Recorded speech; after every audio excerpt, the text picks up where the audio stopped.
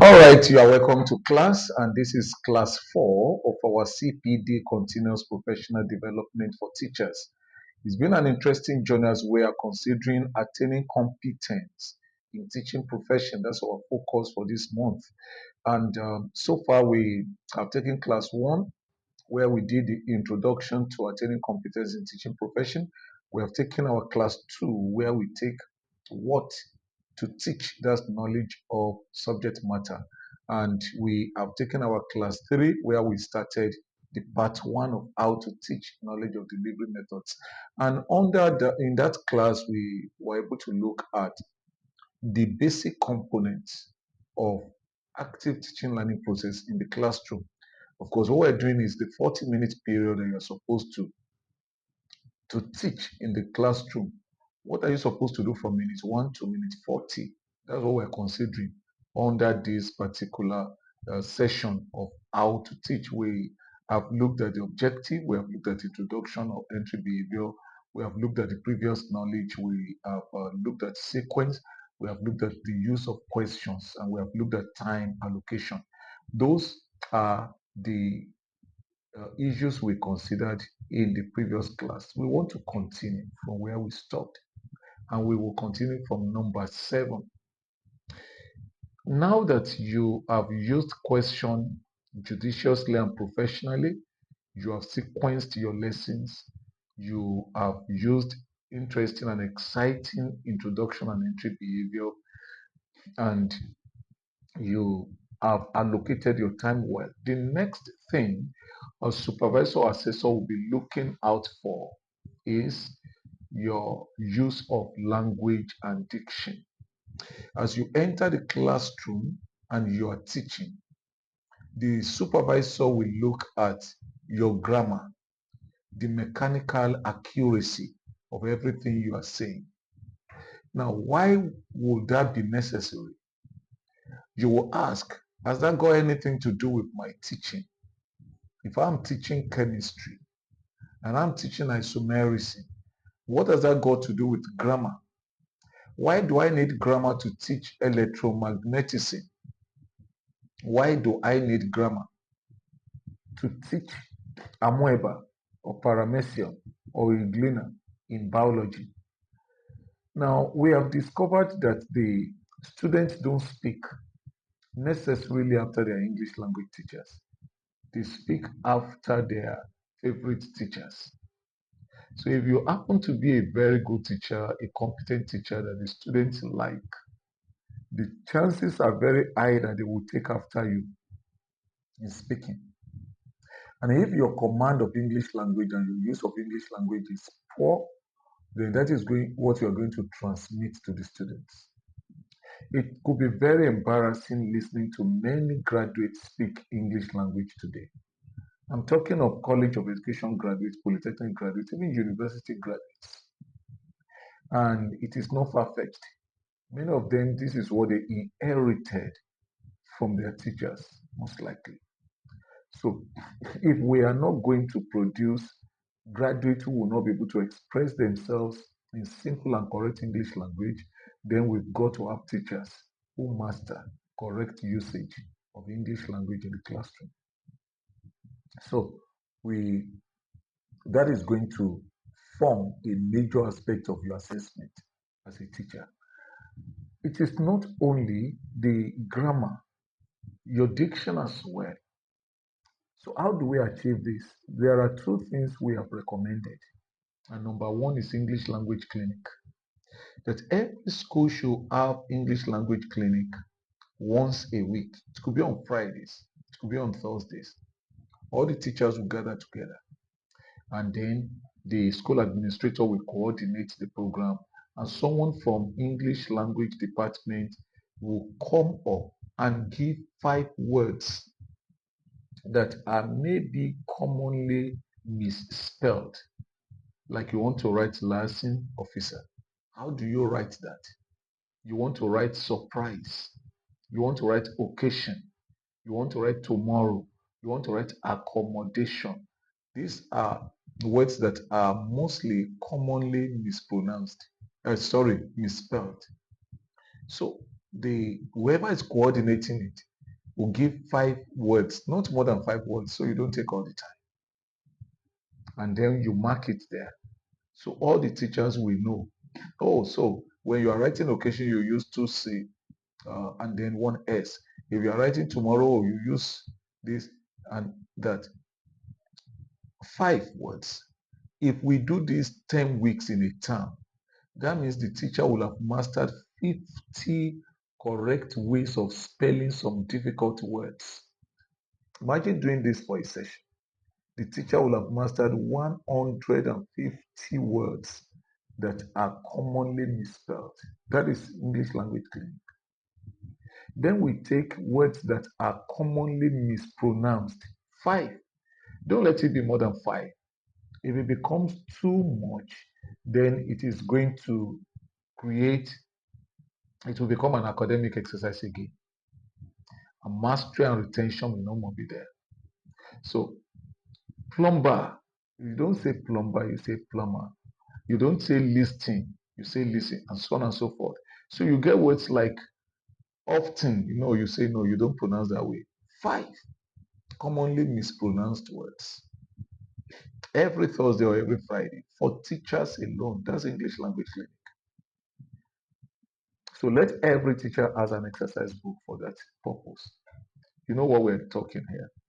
At the end of the week, at the end of the month, at the end of the term, at the end of the session, the teacher will have mastered better and correct ways of spelling and pronouncing some words.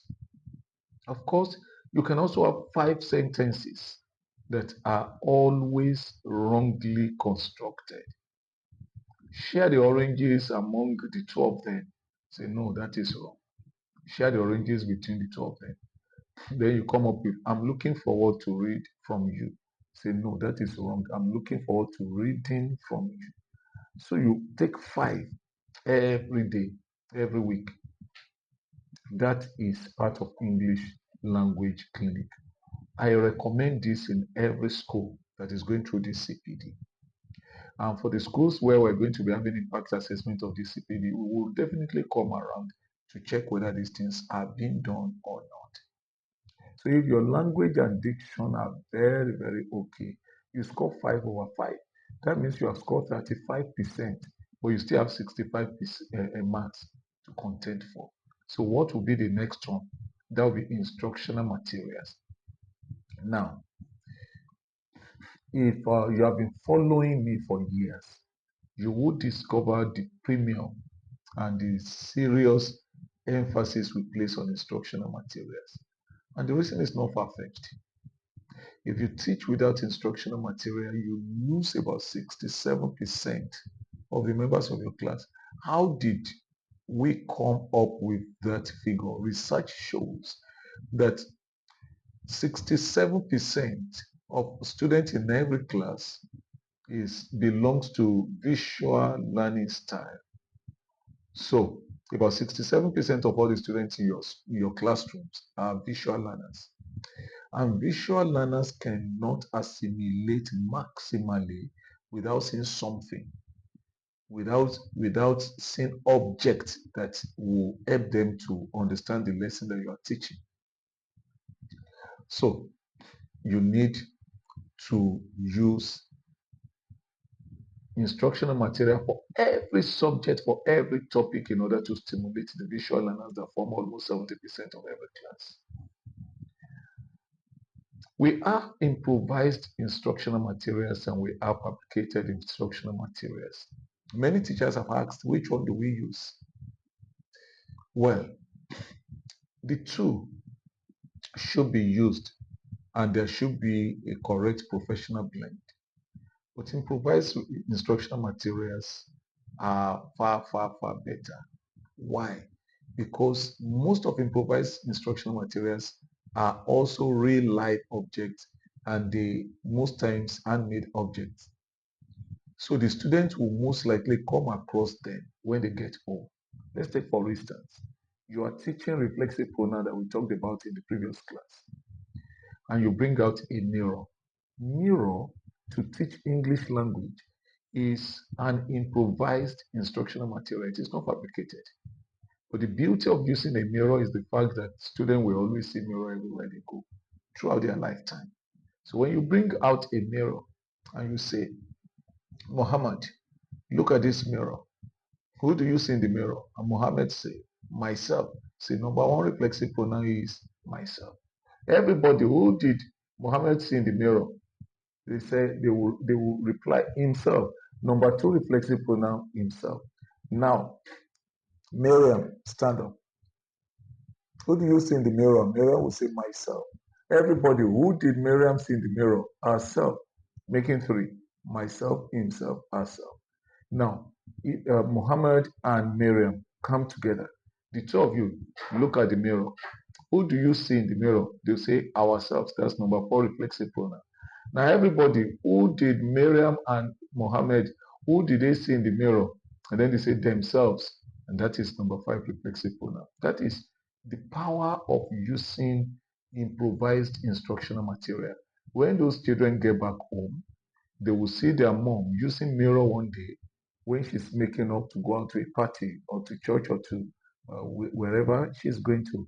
And then they will say, Mommy, who do you see in the mirror? And Mommy will say, myself. Say, exactly, that is reflexive pronoun. So use more of improvised instructional materials that the student can relate to and the student can come across in their journey in life. Now, we will talk about the presence of instructional materials in your class. We will talk about the correctness of use. Then we will talk about effectiveness of deployment. And that is what we form, how much you are going to score at the end of the day. Because some people bring some instructional materials that are not relevant. Some brought relevant instructional materials, but they did not use them correctly. I've assessed some teachers and they will leave instructional material, beautiful instructional material, and they will not talk about it until the end of the class. When many students will have switched off from the class. So is there instructional material in the class? Yes. Is it relevant? Yes. But is it correctly used? No. So these are the things that you should take note of. But in this CPD series, don't ever forget that what stethoscope is to a medical doctor is what instructional material is to a teacher. It is criminal. It is criminal for a teacher to teach any subject or topic at all without using instructional material. You lose 5 marks. But let us assume that you brought instructional materials to the class and you correctly deployed them and it was effectively handled and it was relevant. We say you score 5 marks. That means you have scored 40 marks out of 100. But you still have 60 marks to contend for. So let's go to number 9. That will be class management. As you are teaching, now you have used instructional materials and the students are aligning with your instructional materials. As you are teaching areas of triangle, for instance, you want to use improvised or real life materials or real life objects, and you bring 3 broomsticks to the classroom, and then you tie at the top, you tie at the left, you tie at the right, and you ask all of them, what have I formed? Triangle. You know, you can use the same thing to teach quadrilaterals. You can bring 4 uh, uh, broomsticks to the class, use it to form square, use it to form rectangle, trapezium, so on and so forth. You can use it to teach pentagon, to teach hexagon, to teach heptagon, to teach octagon, to teach nonagon, to teach decagon. Just manipulating broomsticks. And like I've said, it will follow the children home. When they get broomsticks at home, oh my, they will not allow the brooms in their house to rest that day. They will also form their nonagon, their hectagon, and everything. And the parents will be happy that real teaching learning process is taking place. If you have done all of that, the next thing is your ability to manage the class. If a supervisor and assessor comes to your class, one of the things they are going to be looking at for is your class management. That is your ability to remove every undue interference and interruption to active teaching learning process in your class within a given lesson period. So Those distractions, interferences, interruptions may be physical or psychological, like you are having litters on the floor, you are having unused or necessary bottles on the window panes. Those ones are physical distractions. You take care of them. Like you are having another subject written on the board. Those ones are physical distractions. You rub off everything so that when you are teaching English language, there is nothing on biology that is stealing the attention of the students. Still talking about the physical is the shirt you wear. If you are wearing a shirt that is having inscription, something in my money grows like grass, or I will meet you at the top, that can constitute distraction as well. But those are physical distractions that you take care of within 1 minute that you enter the class. But the bulk is psychological distraction. How do you handle that? And that is where you make use of the tools of class management. In education, we have 5 tools of class management. We have competence, we have discipline, we have punishment, we have reinforcement, and we have motivation. You need to know how to make use of these tools to achieve real class management in your class. Punishment and discipline. Many teachers normally confuse the two, but there is difference between punishment and discipline. Punishment is what you do to a child. Discipline is what you do for a child. And punishment has temporary effect, while discipline has permanent effect. So you know how to make use of motivation and reinforcement. But this class is not for class management, so I may not be able to go into details. I'm sure one of our classes in this CPD in subsequent months will be able to focus more on class management. But your ability to manage the class and also, deal with the mafia in the class. We have the lone mafia, we have the group mafia. The group mafia, the set of students that once they sit down together in the same place, they make the class ungovernable and uncomfortable, both for their fellow students and even for the teacher. So how do you handle group mafia? You break them. The strength of group mafia lies in their togetherness. So once you say, Bolu, stand up, go and sit down there. Miriam, stand up, go and sit down there. You break them like this, you have peace in the class. But if it is easier to take out group mafia, how about lone mafia? A lone mafia is one particular student that is able to disrupt the entire class. Most times they are proud children, snobbish children, children of rich parents who are over pampered, who look down everyone around them, teachers and students inclusive. How do you take care of a lone mafia? That is where being competent comes in. Knowing what to teach, knowing how to teach, knowing who to teach becomes your major tool of handling a lone mafia. And you need to put the lone mafia on the spotlight. You need to be able to clip the wing of the lone mafia. And you need to be able to expose the vulnerability of the lone mafia. Otherwise, it will make class very, very difficult for you. Take, for instance, you are teaching economics and you ask the question, what's the difference between monopoly and monopsony? Monopoly and monopsony. Yes, Henry, that's the lone mafia in our class. Can you give the answer? Henry knows monopoly but doesn't know monopsony. And I mean, that became a very hard nut for him to crack and say, oh, Henry, I understand you don't know that. Sit down. And then you give him the difference between monopoly and monopsony. And the next time, as you are teaching, you come around again. What's the difference between capitalism and capitalization?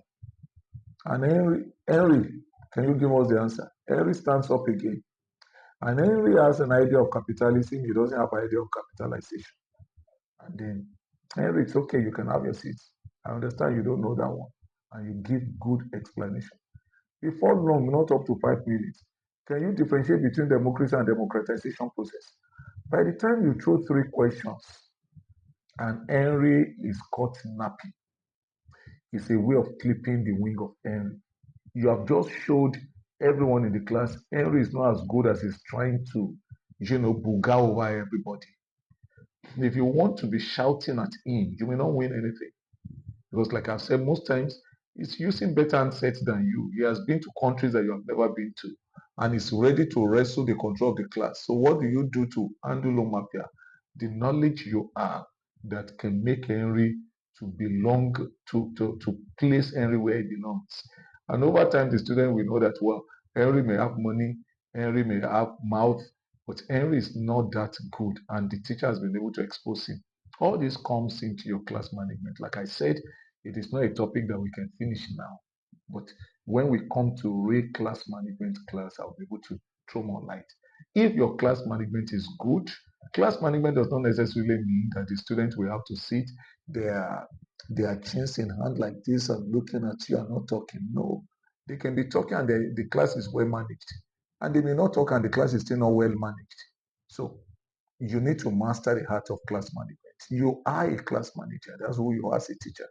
Let's assume you do so well and you score 5/5 under class management.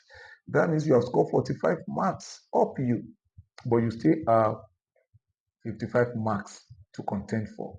That will take us to number 10, board management. Maybe I will have to stop here because your board defines you as a teacher. Your board really defines you as a teacher. I've discovered two things about your board, and many teachers don't take note of this. Oh, by the way, what is the difference between monopoly and monopoly? Can you drop the answer in the comment box? Let me see the first 10 people that will get the answer correctly. Difference between monopoly and monopoly. Don't say you are not an economics teacher. Just give me the answer in the comment box. You may want to put your name and your school in case we have an award for you. I'm looking forward to seeing the first 10 people that will get that answer. All right, let's go. And what is the difference between discipline and punishment? I want you to also drop the answer in the comment section, please. Now, we're talking about your board. Two things make your board very significant. Number one, your board can be used to supervise and assess you in your absence. See, I've done that several times. When I go for supervision and assessment in many schools, and I ask for this particular teacher in this class, they say, it's not around, he just stepped out. And I said, no problem, we're still going to assess him all the same. Bring out his records, we assess the records. And they say, what about his classroom teaching? I said, don't worry, let me just see his board. You know, your board explains volume about you. Your handwriting speaks volume about your temperament. Without seeing you, I can actually tell you the temperament that you have, your personality, your strengths and your weaknesses based on your handwriting alone. And it's more difficult for me to assess you when you are not there. Because if you are there, you can actually say, I'm sorry, this is what I wanted to say. But if I'm assessing your board, you are not there to talk. So that is why you should take your board very seriously.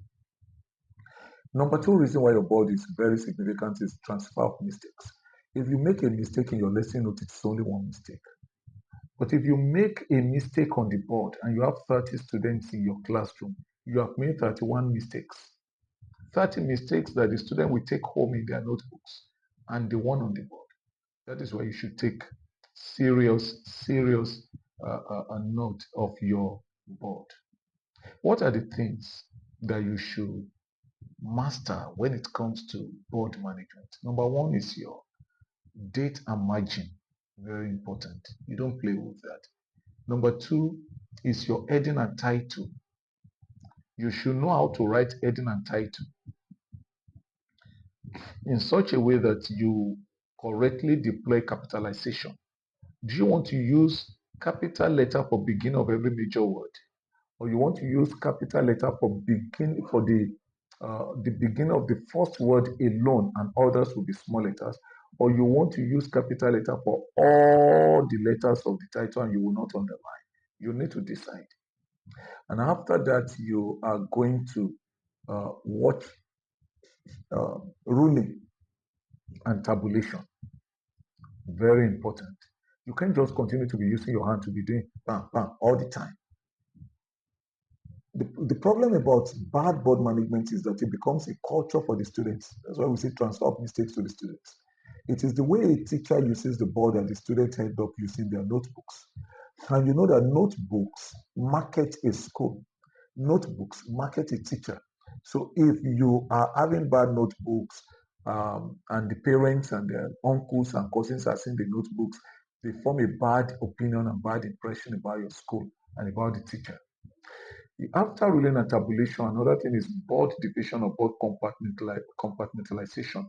Apart from the line of the margin, the other ones should be equally divided into compartments. And after that, we have the use of abbreviations. That it is wrong for you to write England. At foundational level, it should be English language that you write. When they get to university, when they get to tertiary institutions, English will be reduced to ENG or EGL. Economics will be reduced to ECN or ECO, and chemistry will be reduced to CHM and so on and so forth. But at foundational level, primary, secondary, it should be written out in full. Econs is wrong. It should be economics. BOS STDS is wrong. It should be business studies. Writing maths is even wrong. It should be mathematics. So use of abbreviation is wrong. Using and as symbol when you are writing notes is wrong. So another thing you take note of is the accuracy of what you write. And then your spelling, that the spelling should not be too bogus and should not be too tiny. And another thing that is important is your mannerism. When you are using the board, you don't back the student writing on the board and be talking. When you are writing on the board and you're backing the student, you are not expected to be talking. It is bad mannerism to be talking to the board. It is bad mannerism to be using your hand to be cleaning the board, and so on and so forth. So these are the things that a supervisor will look at, and these are the things that you need to watch very well. Let us assume that you use your board very well and you got 5 marks. So that means you have scored 50 marks. But you still have 50 marks to contend for. And that takes us to number 11, student participation. Students must participate in your class by the reason of the jokes, by the reason of the exercises, by the reason of the stories, by the reasons of the games. Those are the things we call SPT, student participation triggers. You see, if you are teaching and the students sit down like this looking at you, 5 minutes, 10 minutes, 10, 15 minutes, 20 minutes, you have lost it. A sadist should not be a teacher and a teacher should not be a sadist. You are not a broadcaster that you just be talking and talking and talking and the student will just be writing. No. Good classes are interactive classes. Good classes are interesting classes. Good classes are fun classes. So, but there are times when it is not your fault for students to be tired.